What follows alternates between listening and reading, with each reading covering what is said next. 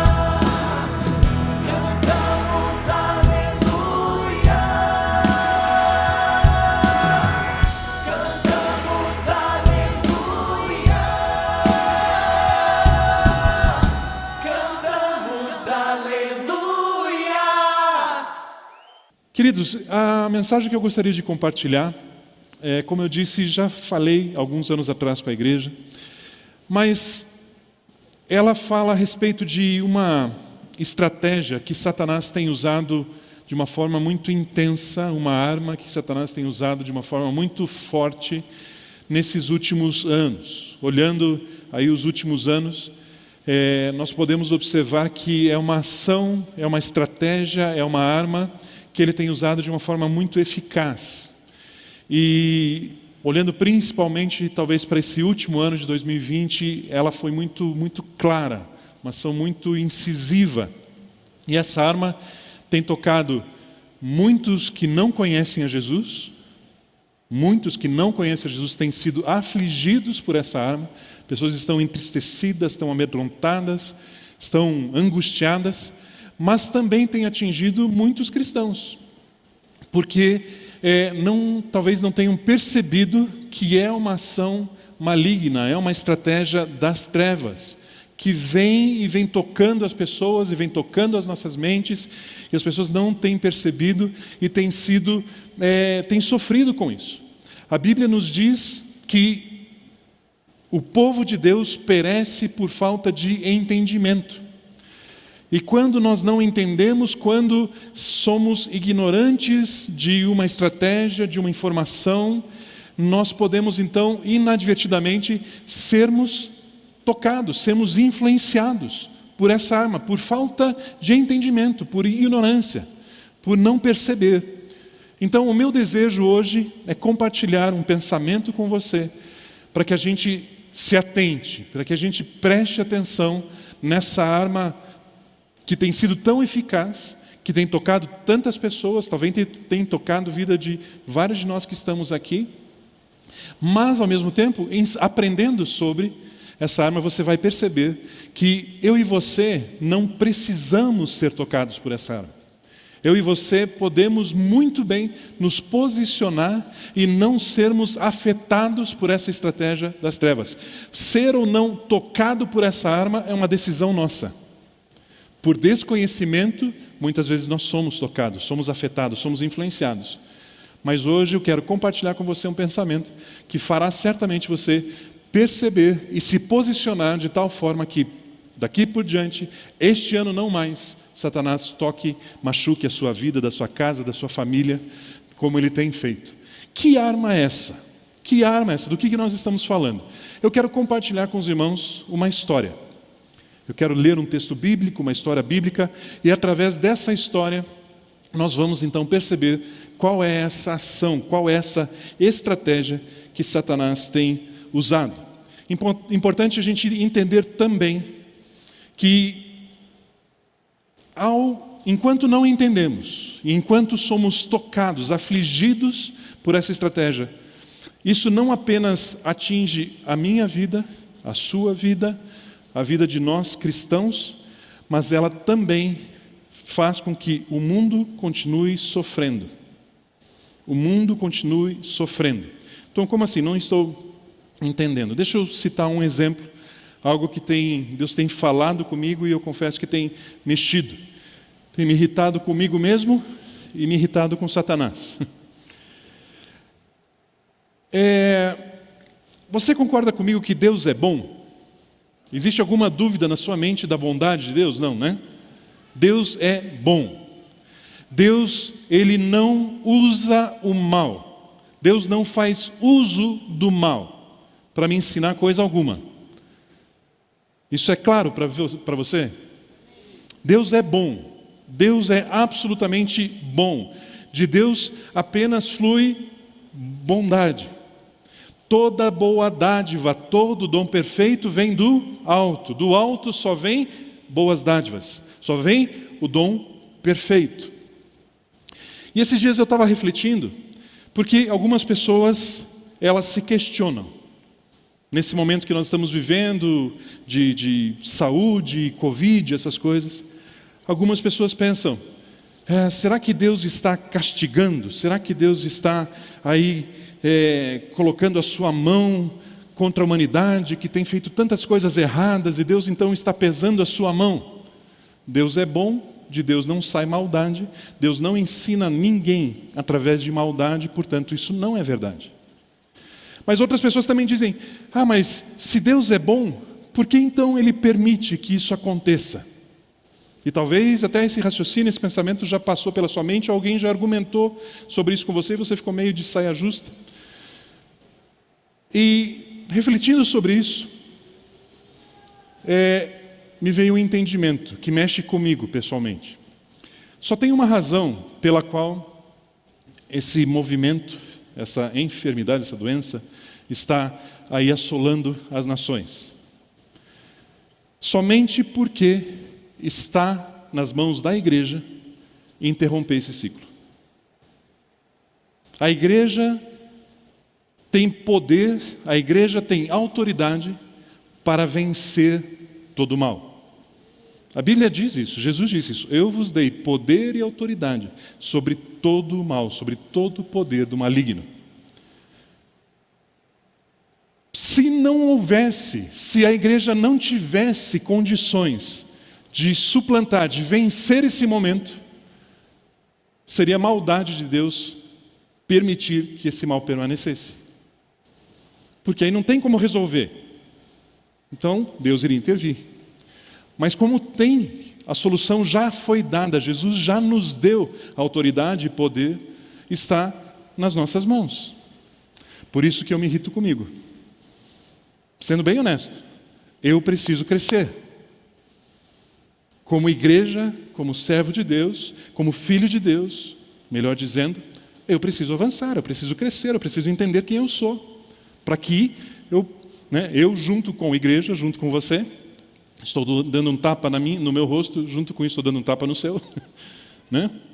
Nós como igreja precisamos nos posicionar para que esse mal retroceda. Baste, chega. E entenda, querido, a solução do mundo é a igreja. Deixa eu colocar isso em outras palavras. Você é a solução do mundo. Você é a igreja. Ok? E por isso que é tão importante nós entendermos o que vamos conversar hoje, porque enquanto não temos essa consciência, nós estamos sofrendo, mas além de nós sofrermos, o mundo continua sofrendo. Por não entendermos quem somos. Então vamos ler essa história e vamos aprender um pouco através desse texto, dessa narrativa que se encontra ali no Evangelho de Lucas, capítulo 7, a partir do versículo 11 até o versículo 17. O texto diz assim: logo depois, Jesus foi a uma cidade chamada Naim, e com ele iam seus discípulos e uma grande multidão. Diga, grande multidão. Ao se aproximar da porta da cidade, estava saindo o enterro do filho único de uma viúva, e uma grande multidão, diga aí, uma grande multidão, da cidade estava com ela. Ao vê-la, o Senhor se compadeceu dela e disse: não chore. Depois aproximou-se, tocou no caixão e os que o carregavam pararam. E Jesus disse: jovem, eu lhe digo, levante-se. O jovem sentou-se, começou a conversar e Jesus o entregou à sua mãe. Todos ficaram cheios de temor e louvavam a Deus. Um grande profeta se levantou entre nós, diziam eles. Deus interveio em favor do seu povo. Essas notícias sobre Jesus espalharam-se por toda a Judéia e regiões circunvizinhas. Toda a região ouviu falar dessa obra extraordinária, a ressurreição de um moço por meio das mãos de Jesus, da voz de Jesus. Queridos, eu tenho uma prática muito pessoal e que eu tenho muito prazer nela. Eu gosto muito dos evangelhos. Eu gosto muito das narrativas dos 4 evangelhos. Mateus, Marcos, Lucas, João. E eu gosto porque Jesus, nessas narrativas, Jesus veio ao mundo. São narrativas que revelam, que demonstram como Jesus viveu quando ele pôs os pés na terra. E Jesus veio ao mundo com uma série de objetivos, entre as quais nos ensinar a viver como reis. Jesus, o Rei dos Reis, Ele é o Rei dos Reis. Quem são os reis? Nós, eu e você. Jesus, o Rei dos Reis, veio ao mundo E um dos seus objetivos em estar no mundo foi nos ensinar como reinamos no mundo. Como reinamos em vida, conforme nós vemos lá em 1 Coríntios 5,17. Então, eu tenho muito apreço, eu gosto muito de ler as histórias dos evangelhos, porque elas mostram como que se vive. Jesus nos ensinou, através dessas histórias, como viver. Como filho de Deus, como rei, com autoridade, com poder. O que é possível ser feito enquanto filho de Deus, por exemplo, ressuscitar um jovem que está no caixão. Então eu tenho eu gosto muito. E quando eu leio essas histórias, eu gosto de fazer um exercício de mergulhar nas histórias. Porque você pode ler uma história e absorver um conteúdo que está na superfície da história, o que já tem seu valor. Mas quando nós procuramos entender um pouquinho mais o contexto, a circunstância, nos aprofundar um pouquinho mais nas histórias, nós vamos perceber que existem mais valores, existem mais pedras preciosas escondidas ali. E é isso que eu gostaria de fazer contigo hoje. É isso que eu gostaria de incentivar você, de mergulhar comigo nessa história e perceber com um pouquinho mais de profundidade o que está, qual é o contexto, qual é o cenário que nós estamos então lendo, que nós estamos aprendendo aqui. A história tem um personagem central, na verdade, dois, um jovem e a sua mãe, uma mulher viúva e um jovem que então está morto e ressuscita nessa história. Só que aí nós precisamos entender um pouquinho mais e perceber um pouquinho mais o que está por trás disso. Imagine a seguinte situação. Imagine o que o texto está nos descrevendo. O texto fala que uma mulher viúva está sepultando o seu único filho que é jovem. No primeiro momento a gente pode passar batido e pensa que é uma mulher sepultando um filho. Não, mas é uma mulher viúva sepultando o seu único filho e esse seu filho é jovem.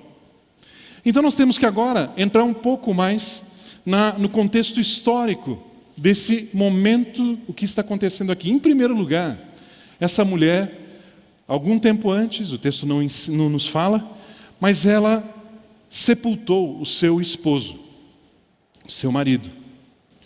E isso não é nada fácil, já do ponto de vista emocional, sentimental. Alguns casamentos que nós fazemos, nós conversamos com os noivos ali na cerimônia, e eu comento com eles, aquilo que vocês estão fazendo aqui nesse momento, nessa cerimônia, é tão importante, expressa tanto o amor de vocês. Porque o noivo, ao vir a esse altar e ao dizer sim, ele está dizendo o seguinte: noiva, eu amo tanto você, que todos os dias, todos os demais dias da minha vida, eu estou te dando hoje. Da mesma forma, a noiva, quando coloca aquele vestido, se prepara para aquela cerimônia, para aquele momento, ela está dizendo com aqueles gestos: noiva, eu te amo tanto, que eu estou entregando toda a minha vida nas tuas mãos, eu vou viver para você, eu vou compartilhar com você toda a minha história a partir de hoje. E quando essa mulher, ela sepultou o seu esposo, ela sepultou aquele que ela tinha escolhido para compartilhar todos os dias da sua vida, para entregar todos os dias da sua vida. Como o texto fala que tinha um filho que era jovem, estava jovem nesse momento, nós podemos entender que esse homem, ele faleceu precocemente, cedo, porque tinha um filho jovem.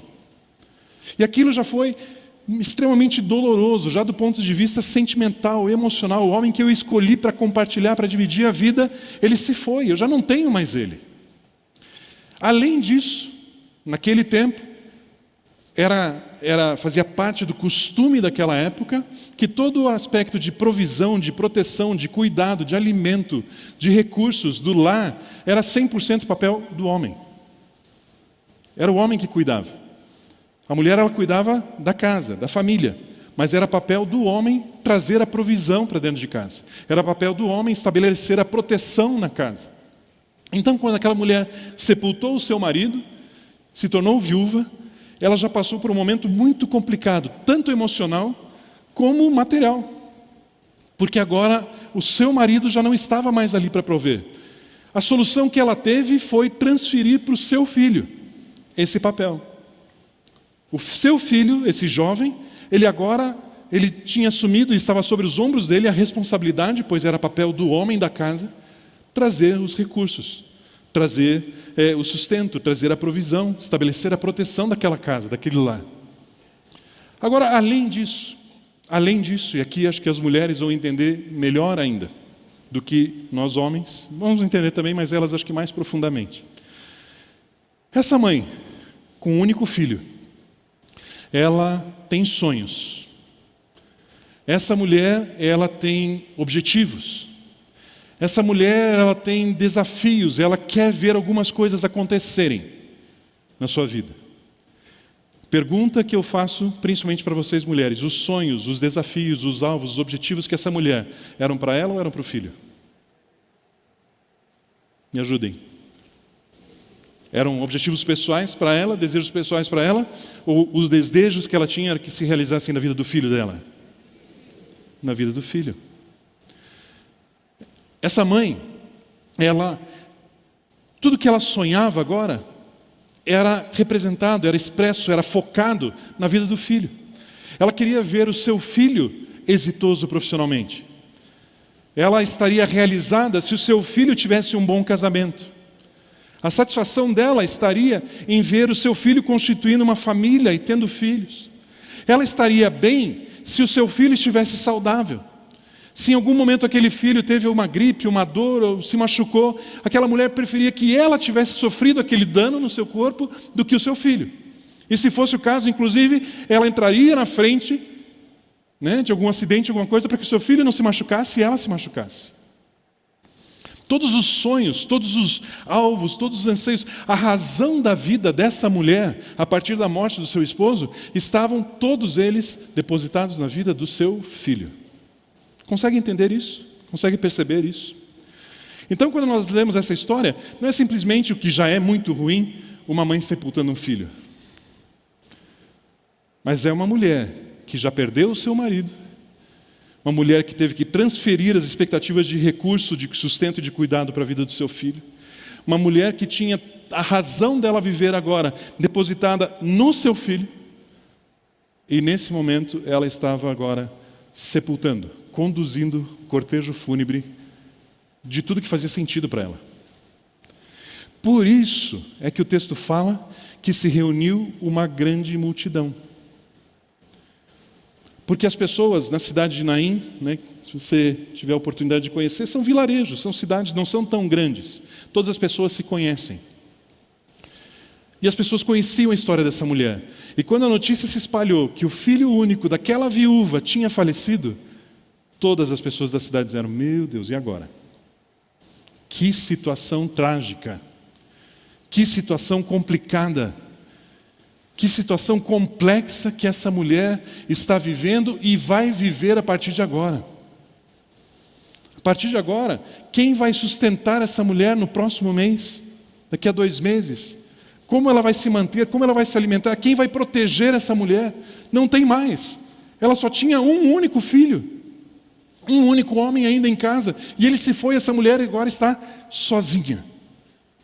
E por isso as pessoas, quando ficaram sabendo, foram movidas de compaixão, de tristeza, e elas se juntaram, e elas se aglomeraram, e elas tentaram de alguma forma demonstrar para aquela mulher que eles se importavam, e que eles estavam conscientes da tragédia que aquela mulher estava vivendo. Pesquisando um pouquinho sobre essa história, estudiosos dizem que, inclusive, muito provavelmente, nesse cortejo fúnebre, carpideiras tenham sido contratadas para participar desse cortejo. Quem já ouviu falar sobre carpideiras? Algumas pessoas. As carpideiras, para nós soa até engraçado, porque é absolutamente contra a nossa cultura, não faz muito sentido para a gente. Mas as carpideiras, elas eram contratadas para chorar nos funerais, para aumentar a dramaticidade daquele ambiente, para que ficasse muito claro que aquela situação era horrível, era uma tragédia absoluta. Então, imagine esse cenário. Eu consigo pensar em algumas pessoas se aproximando dessa mulher e dizendo: meus sentimentos, olha, meus pêsames. Eu imagino pessoas oferecendo um lenço para ela enxugar os seus olhos. Eu imagino pessoas talvez oferecendo um abraço, um ombro, talvez amparando, porque talvez essa mulher nem conseguisse se sustentar direito, mas dizendo, eu vou acompanhar você. Eu imagino que, inclusive, essa multidão de pessoas nem era uma multidão silenciosa, porque se tinha essas carpideiras, você ouvia o barulho do choro, o barulho do grito, o barulho do desespero. E eu consigo imaginar pessoas dizendo, minha senhora, eu sinto muito, eu lamento muito pela sua dor. Olha, eu consigo imaginar o que você está passando. Eu consigo me sensibilizar à dor que você está sentindo e à angústia que você está atravessando. Eu consigo perceber isso. Tanto que eu vou acompanhar a senhora. E eu vou junto com a senhora. Nós vamos juntos até o cemitério. E nós vamos enterrar o seu filho. E eu vou ajudar a senhora a colocar o seu filho naquele buraco, 7 palmos abaixo da terra. E nós vamos enterrar o seu filho. Mas é só isso que eu posso fazer. Eu não posso mudar essa situação. Eu não posso mudar esse cenário. Eu sinto muito, mas eu não posso alterar essas circunstâncias. Por mais trágicas que sejam, por mais sensibilizado que eu esteja, eu posso estar com você, eu posso concordar com você com a sua dor, eu posso chorar com você, eu posso amparar você, eu posso te oferecer um lenço, eu posso te dar um abraço, mas eu não posso mudar o cenário que você está vivendo. E aí eles vão caminhando, saindo da cidade. Por que saindo da cidade? Porque naquele tempo, os mortos não eram sepultados em cemitérios dentro da cidade. Os mortos são sepultados sempre fora da cidade. Isso fazia parte da cultura, da tradição, cemitérios fora da cidade. Nós tivemos em Israel um tempo atrás, e você vê, quando chega em Jerusalém, assim, chega em alguns pontos onde tem cemitério, você vê que é distante, é longe da cidade. As pessoas eram sepultadas fora, por isso estavam indo nessa direção. Dor, lamento, angústia, choro, grito, falta de esperança, falta de expectativa, não tinha chance de mudar aquela situação, não se sabia o que iria acontecer dali 1 semana, 2 semanas, 1 mês, 2. Trágico. E talvez você está olhando para mim agora, Tom, que mensagem pesada que você veio trazer hoje. Calma. Eu quis descrever para você entrar na história, você perceber um pouquinho do cenário. Existia uma multidão saindo da cidade chamada Naim, acompanhando o funeral, o cortejo fúnebre de um jovem, filho único de uma viúva. Não era simplesmente um momentinho. Todo aquele povoado, aquelas pessoas se reuniram porque existia uma situação muito triste. E por mais que se compadecessem, não podiam mudar nada. Mas lembra que nós falamos que tinha uma grande multidão 2 vezes? Coloca, por gentileza, o primeiro versículo que nós lemos, que ele nos remete a um raciocínio. O texto diz assim: logo depois, Jesus foi a uma cidade chamada Naim. As 2 primeiras palavras, logo depois. Logo depois. Logo depois do quê? Quando nós lemos os versículos anteriores, nós vamos descobrir que Jesus estava na cidade de Cafarnaum. E Jesus estava curando o servo de um centurião. Algo maravilhoso tinha acontecido, o poder de Jesus manifesto, aquele homem foi ali curado. E Jesus, ele resolve fazer uma jornada. Ele diz para algumas pessoas, olha, vamos caminhar. Nós vamos para onde, Jesus? A gente vai para Naim. Naim, Jesus, certeza? Nós vamos para Naim. Mas agora, essa hora? Sim, nós vamos. Mas Jesus, 32 quilômetros. Eu sei, vamos caminhar. Tá bom. E Jesus começa a ir, seus discípulos começam a ir, e aí algumas pessoas começam a perguntar para onde Jesus está indo. Jesus está indo para Naim. Para Naim? Então vamos juntos, vamos embora. E aí eu começo a pensar, começo a refletir um pouquinho, quem eram as pessoas que compunham a multidão que seguia Jesus? Já pensou sobre isso? A gente lê aí, uma grande multidão o seguia. Mas quem eram essas pessoas? Num primeiro momento a gente pode pensar, são os discípulos. São os discípulos também, mas o texto diz que era uma grande multidão.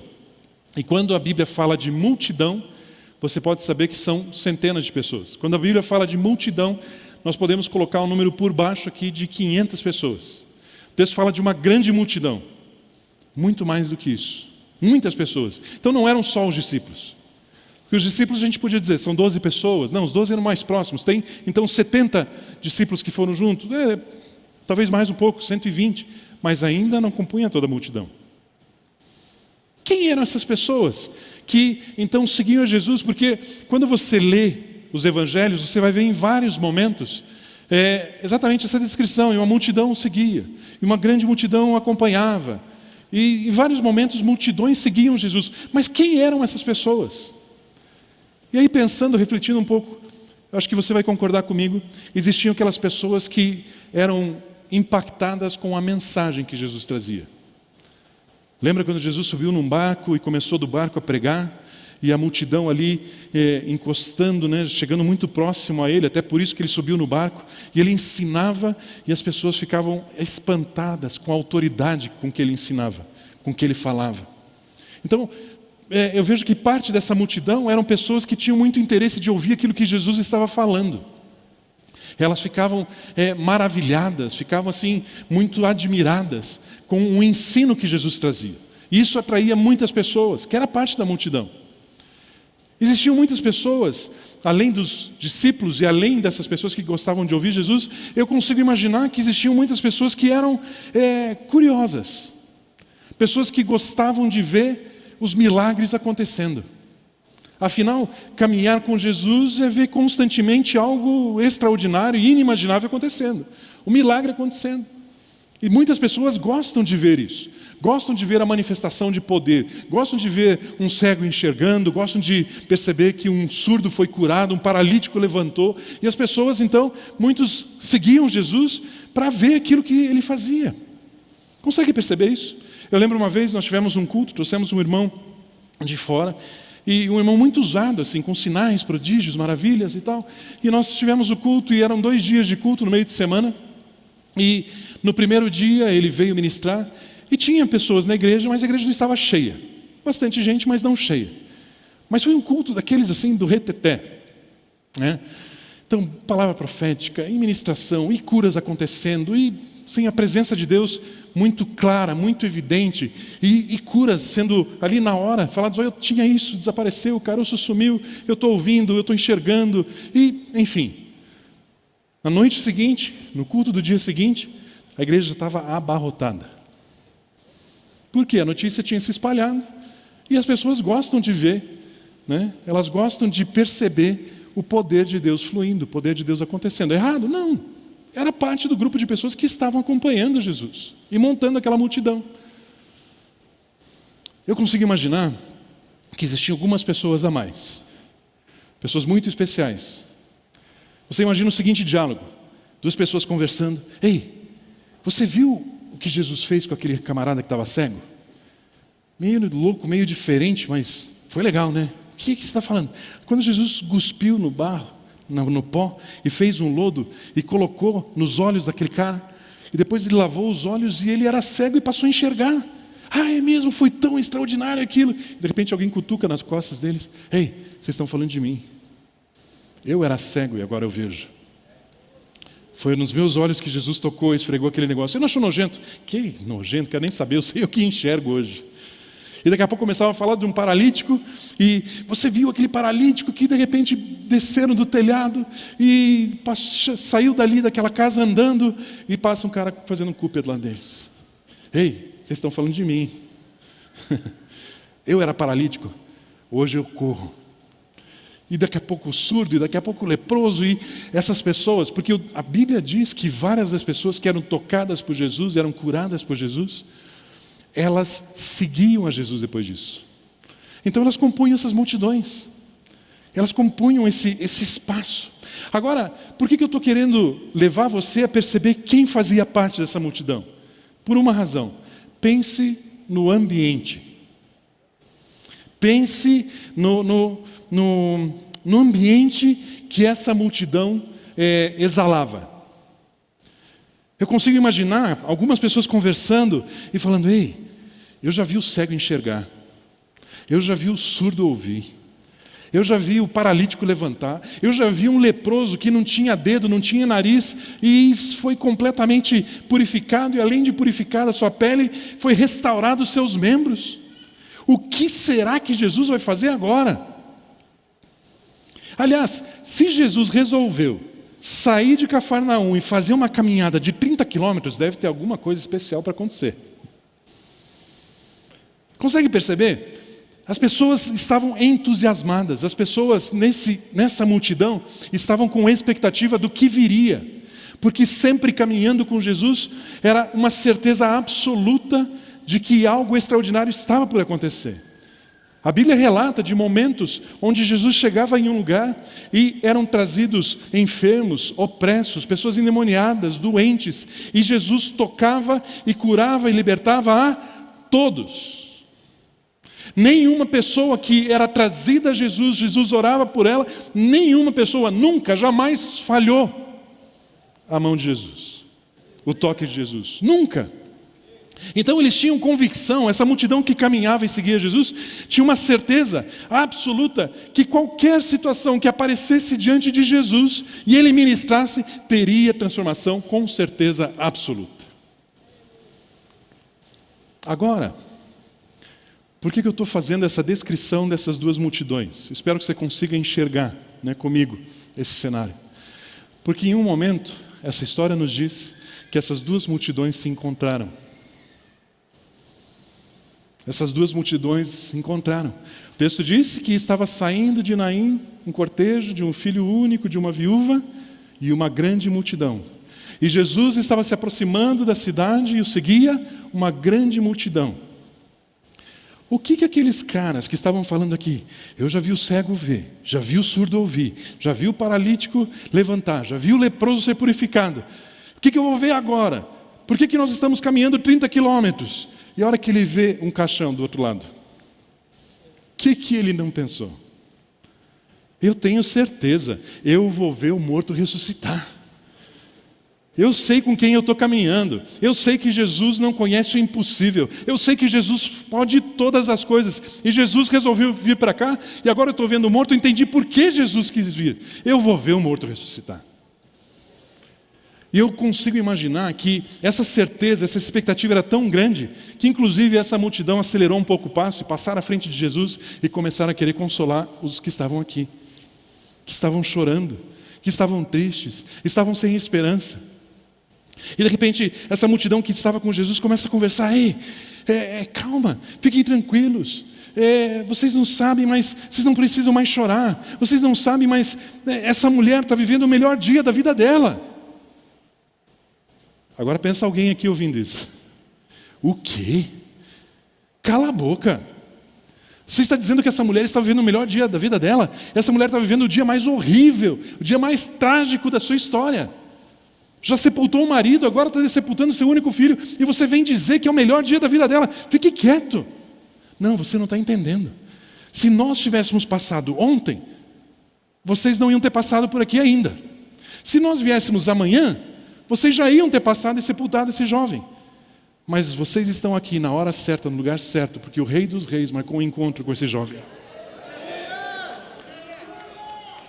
E pode aplaudir, Jesus.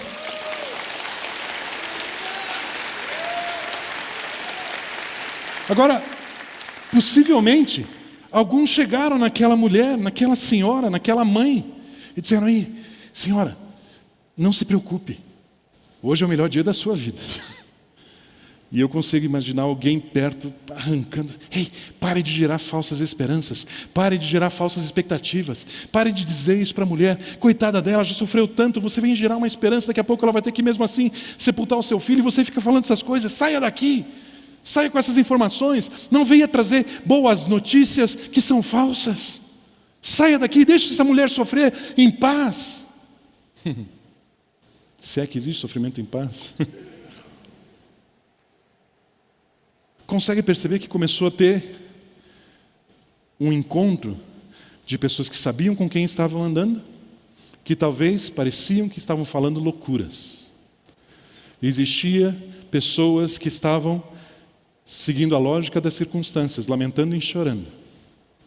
Agora, o que eu e você precisamos perceber é o seguinte: a multidão que concordou com o problema, concordou com a morte, concordou com o choro, entendeu a dor da mulher, que se compadeceu com ela, que ofereceu o lenço e disse que ia acompanhar ela até enterrar seu filho 7 palmos abaixo da terra, não muda nada.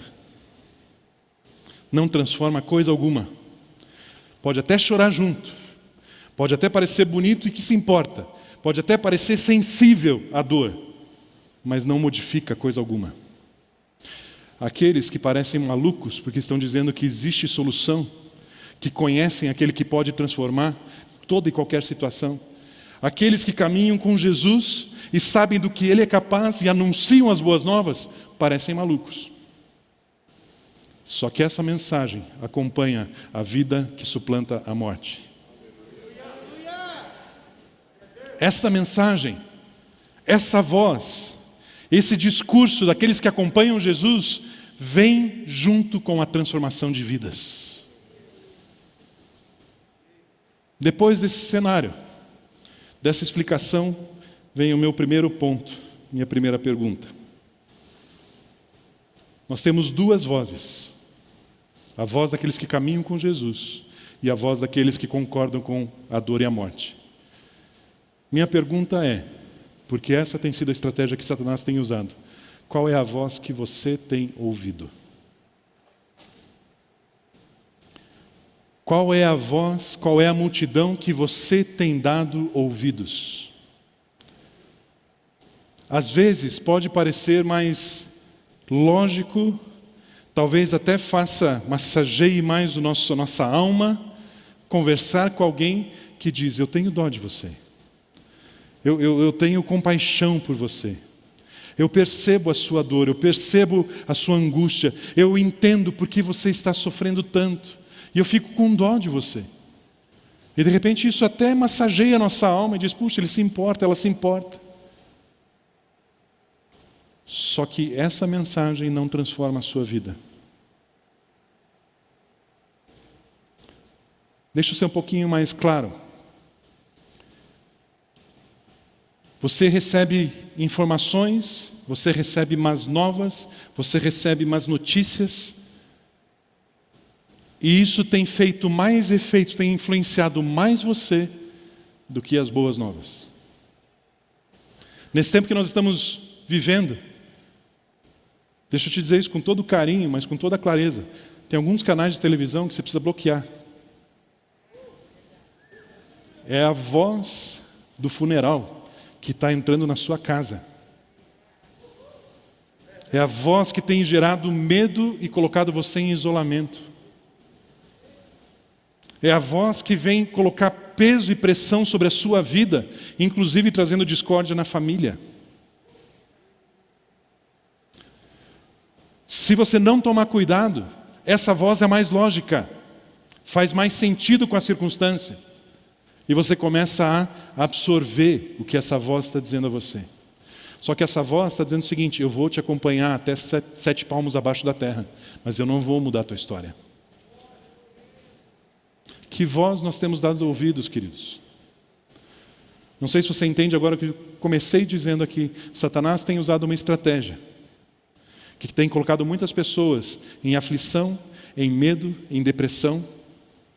E a estratégia que Satanás tem usado é colocar uma voz na sua cabeça. Repetidamente, colocar uma voz que diz para você: está complicado, é difícil, vai piorar, se cuide, se isole. Queridos, eu fiquei sabendo da história de um casal de pastores muito amado, particularmente para mim, muito amado, tiveram uma influência grande na minha vida. Hoje são bem velhinhos, já estão com perto de 90 anos. E a família, então, ouvindo essas vozes, tomaram uma decisão. Nossos pais, eles estão no grupo de risco.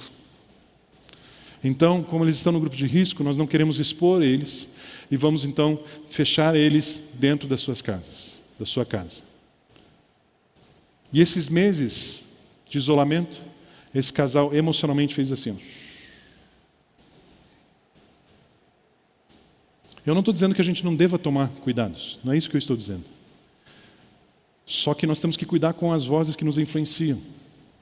Um casal de pastores, a vida deles é ter contato com gente, conversar com pessoas. E de repente estão dentro de casa, sem poder fazer nada, sem poder ir para lugar nenhum, porque a família quer proteger, porque a família ouviu que vai morrer. E quantas pessoas não têm ouvido essas mensagens e estão se isolando e se enclausurando? E, de novo, eu repito, tome os cuidados que tem que tomar, mas decida, você vai crer nessa mensagem ou você vai crer no Rei dos Reis, no Senhor dos Senhores, aquele que dá vida? Em quem nós cremos?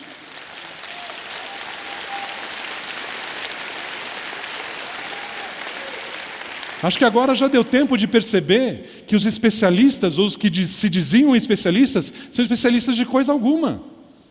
Que cada semana era uma orientação diferente. E a gente vai crer nessas notícias, ou nós vamos crer naquele que é o nosso Rei, aquele que é o nosso Salvador, aquele que criou o céu, a terra, aquele que criou a vida, aquele que disse para mim e para você, eu vim para que você tenha vida e vida em abundância. Eu vou crer naquele que diz que vai morrer? Que não tem mais jeito? Ou eu creio naquele que diz, eu vim te dar vida. Eu te dou vida. Queridos, que voz nós temos ouvido? Que vozes têm chegado aos nossos ouvidos? Talvez mais ainda, a que vozes nós temos honrado? Será que a gente não tem dado valor demais, honrado demais? Vozes de destruição, vozes de doença, vozes de morte. Eu entendo que nós temos que obedecer, nós temos que atender às orientações de saúde. Mas cuidado, porque muitos têm, debaixo de tanta informação dessa multidão, ficado doentes emocionalmente. Eu sei que você conhece gente assim. Pessoas que têm se isolado, estão com medo de tudo e de todos. E você também conhece pessoas que, estando dentro de casa, isolados, ficaram enfermos e faleceram. E ninguém sabe explicar por quê também. Então nós vamos confiar nisso? Essa é a nossa segurança? Baseada nessas notícias, nessas vozes? Cuidado, querido, cuidado. Preste atenção, Satanás tem usado essa estratégia, essa arma, para tocar vidas e influenciar vidas. Meu segundo ponto, e agora, desculpa, um tapinha um pouquinho mais forte. Qual é a voz que tem saído da sua boca? Em qual multidão você está inserido? O que sai da sua boca é daqueles que caminham com Jesus e sabem que Ele é todo-poderoso? Ou a sua boca tem sido uma boca que concorda com a dor, com o lamento, com o choro, com a derrota, com a perda? O que você compartilha no teu WhatsApp? Mensagens de vitória, de conquista, de vida, de esperança? Ou relatórios de quantas pessoas foram contaminadas e quantas pessoas morreram nas últimas 24 horas? O que tem saído da sua boca, querido? Deixa eu ser bem claro. Você é filho e filha de Deus. Você caminha com Jesus. Ele é o teu Redentor, Ele é o teu Salvador, Ele encheu você de autoridade e poder. Não combina com você ser um proclamador de más notícias. Não bate com a sua identidade. Não é para isso que você existe. E mais, entenda que falando aqui a partir desse ponto, nada é alterado. Você não muda a história de ninguém, você existe, você foi ungido para mudar histórias. A palavra de Deus diz, o Espírito do Senhor está sobre mim.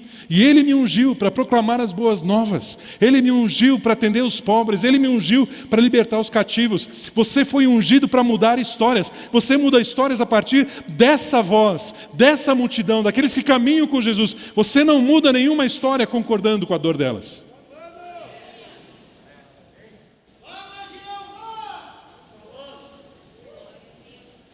Qual é a voz que tem saído das nossas bocas? O inimigo veio roubar, matar e destruir. Ouvimos o Silmar falar isso hoje. Mas ouvimos também o Celso dizer: os meus planos para você são planos de paz e de futuro. Roubar, matar e destruir. Paz, futuro e esperança. Qual é a voz que tem saído da sua boca? Como eu disse no começo, meu desejo com essa mensagem é compartilhar com você para um posicionamento correto nesse novo ano de 2021. Para que, a partir desse raciocínio, dessa reflexão, a gente ajuste a nossa postura e saia da tentação de, pela lógica, pela circunstância, pelo que faz sentido, estar nesse ambiente, nessa multidão, e a gente entenda quem nós somos e aonde nós estamos. Nós somos aqueles que proclamam, falam a respeito daquele que não conhece o impossível, daquele que a todos a quem tocou, curou e libertou, aquele que pode todas as coisas. Um ponto importante que nós precisamos entender também nesse texto é que não é tarde demais. Não é tarde demais. Quando essa multidão está aqui com aquele cortejo, aquele jovem, pensa, não tem mais jeito, não tem mais o que fazer. Só que quando encontra com Jesus, a morte, aquilo que não tem mais jeito, encontra a vida. O que eu quero dizer para você é que talvez, assim como aquela mulher, ela estivesse sepultando sonhos, sepultando desejos, sepultando anseios, objetivos de vida. Já não tinha mais solução, já não tinha mais jeito. Talvez alguns de nós aqui têm sonhos que foram sepultados. Tem desejos que você já esqueceu, já abandonou. Tem palavras de Deus para a sua vida que você acha que não tem mais jeito. Deixa eu dizer para você, não é tarde demais. Não é tarde demais. Jesus, aquele que inclusive dá vida aos mortos, Ele ressuscita os sonhos que você deixou ressuscitar, porque para Ele não morreram. Para Ele não morreram. Não é tarde demais. Agora, para nós fecharmos esse raciocínio, algo que eu gosto muito quando eu leio os evangelhos, entendemos também a particularidade de quem escreveu. E nós lemos o relato dessa história através do Evangelho de Lucas.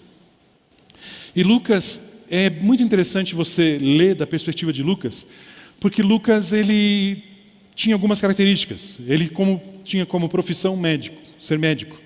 E como médico, uma das características que foi percebido nos escritos de Lucas é que ele procurava detalhar de uma forma mais acurada os cenários, os relatos, as histórias. Então, quando Lucas escreveu essa história, Lucas ele observava detalhes que às vezes podem até passar batido para a gente.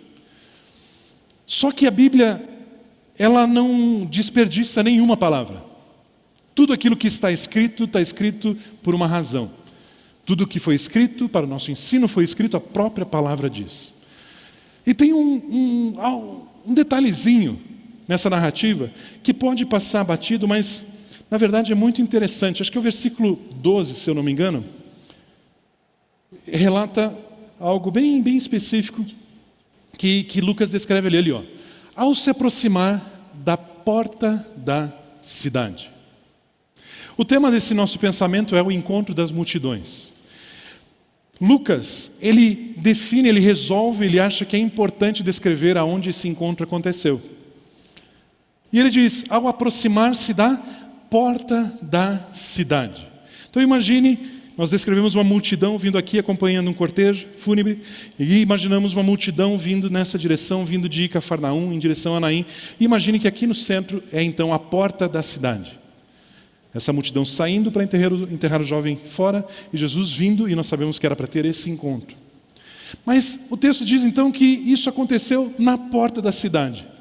Mas se a Bíblia não desperdiça palavras, e tudo aquilo que está escrito para o nosso ensino, o que essa porta tem de importante? É só um detalhe? É só para a gente situar geograficamente, ou tem uma razão? E aí, pesquisando sobre o assunto, eu descobri o seguinte: a porta da cidade, naquele tempo, era o lugar onde os anciãos se assentavam.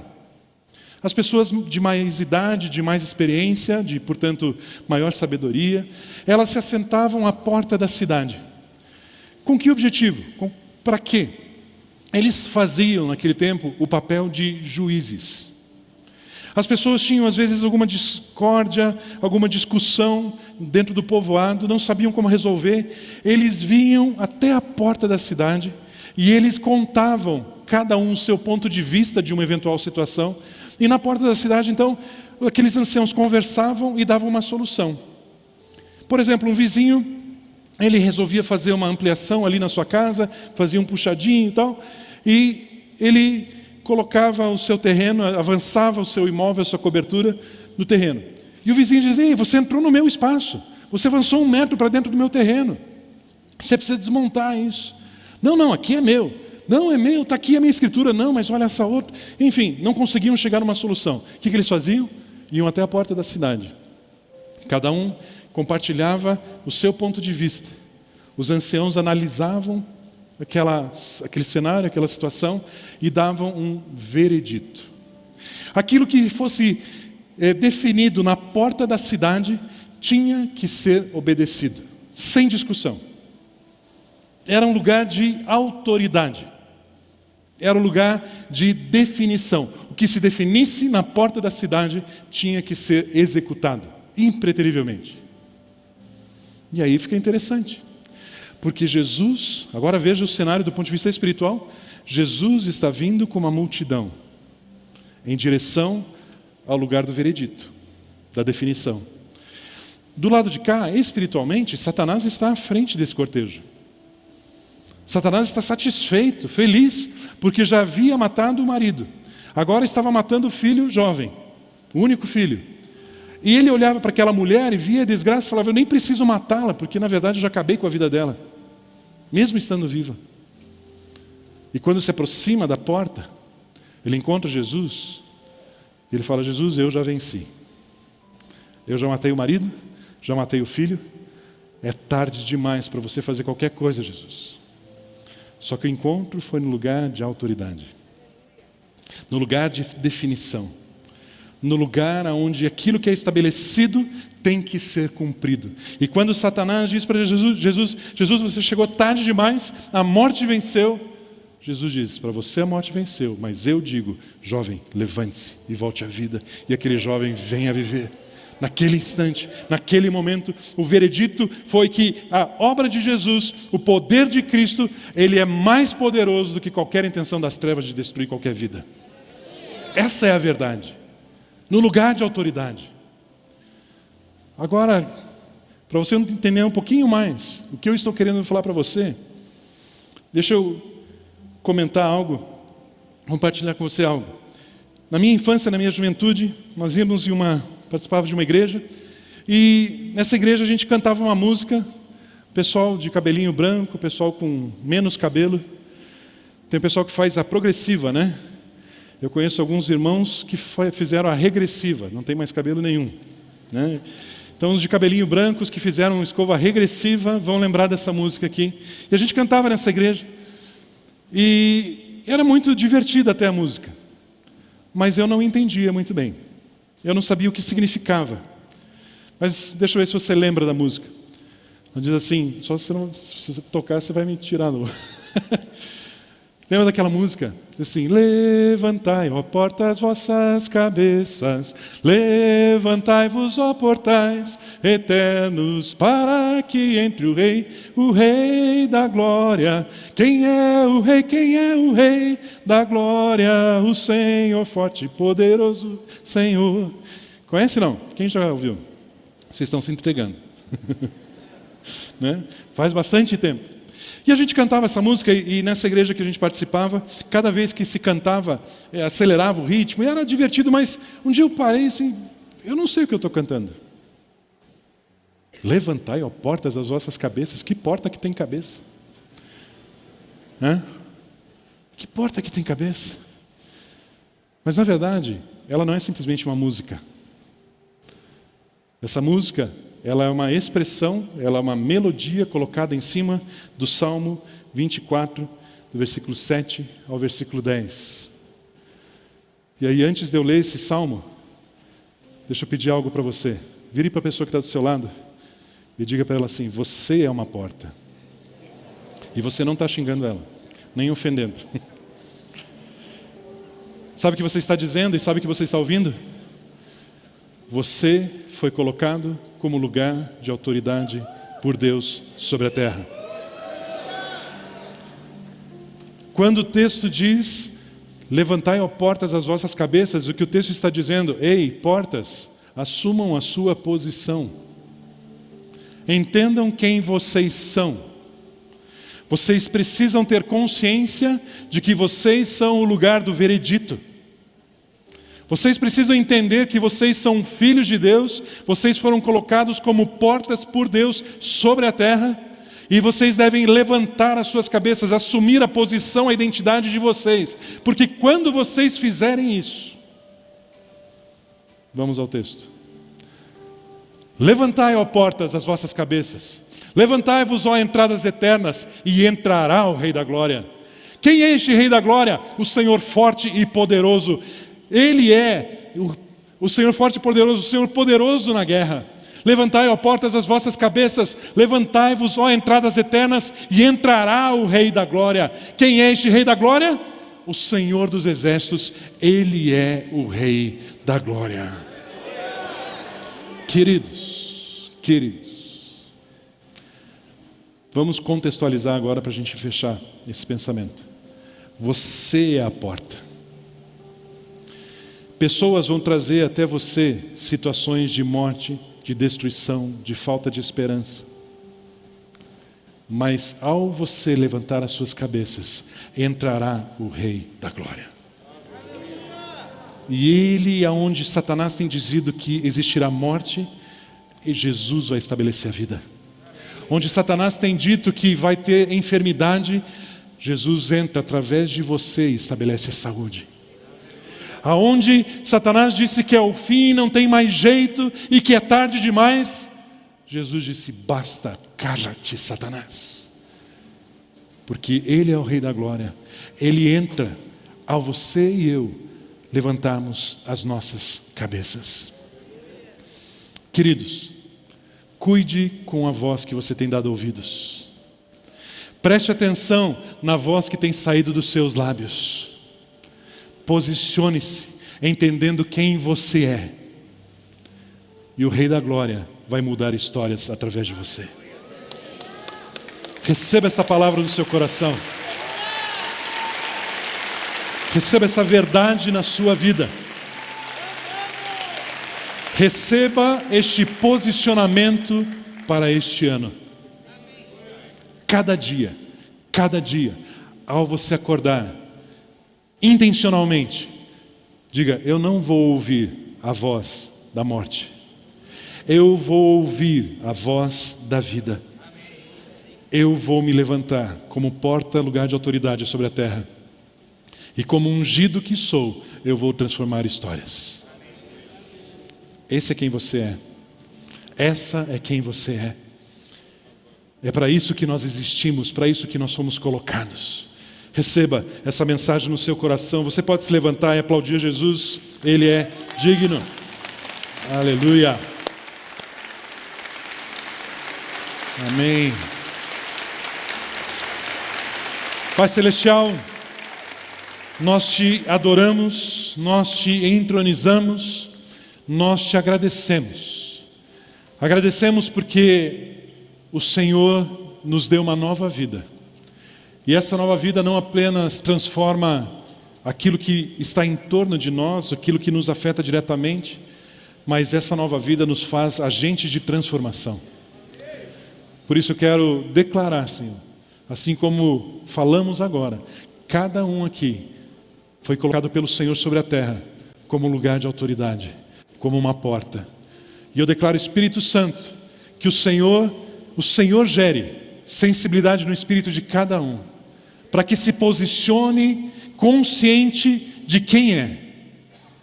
Levantem as suas cabeças e que entre o Rei da Glória nas histórias, nas vidas, nas circunstâncias, tanto na vida de cada um aqui, como através da vida de cada um de nós.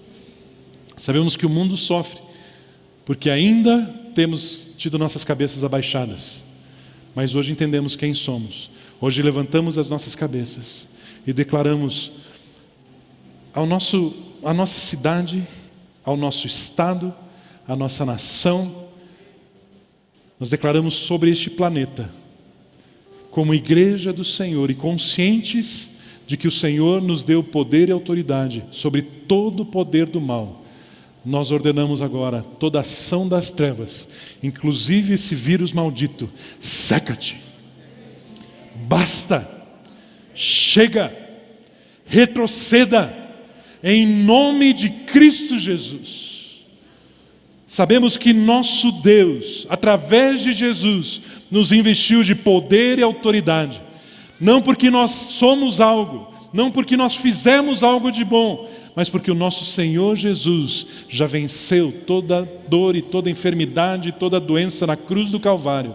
E porque Ele fez lá, naquela cruz, hoje qualquer atuação maligna é injusta.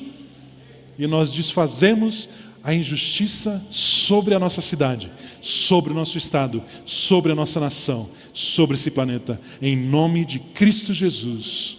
Amém. Amém. Amém.